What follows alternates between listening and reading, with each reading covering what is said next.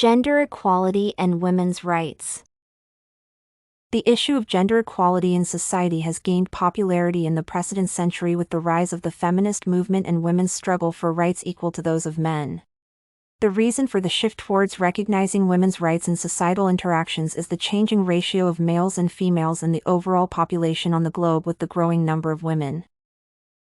Legal recognition of women's rights, guaranteeing safety and equality in employment and social issues are the most significant landmarks in the women's struggle for gender equality.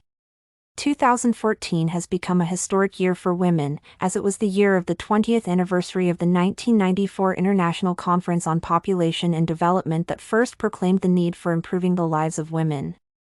What is more, the participants examined issues including access to decent reproductive health services, sexual health advice and support, and the elimination of harmful practices, such as female genital mutilation and forced marriage.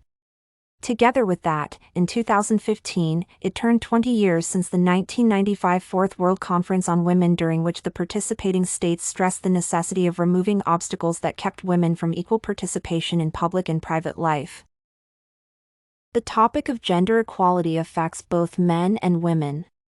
Speaking of menfolk, what is mainly impacted by the shift towards gender equality is the masculine ego, as historically these were men who ruled the world. As of women, the role of sex equality cannot be underestimated, as they gain the right to equal involvement in public life, payment for work, and social protection. Moreover, the issue of gender equality is a representation of social stratification, namely gender stratification. Even though women's struggle for equal rights has brought positive shifts in social interactions between men and women, gender stratification still exists. In everyday life, it may be seen nearly everywhere, as women are almost always occupying lower and less paid working positions than men, for example, such as nurses, secretaries, receptionists, etc.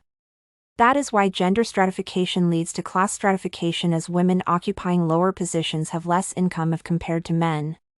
Except for income, females have less access to wealth, power, and occupational prestige than males, that are all dimensions of social equality and criteria for class stratification. That means that even though there were more positive shifts in achieving gender equality, women and men are still unequal. In the end, I should say that I have chosen the topic of gender equality because I do believe that all people are and should be equal in their rights and access to social benefits such as education, social protection, healthcare, and equal remuneration for work.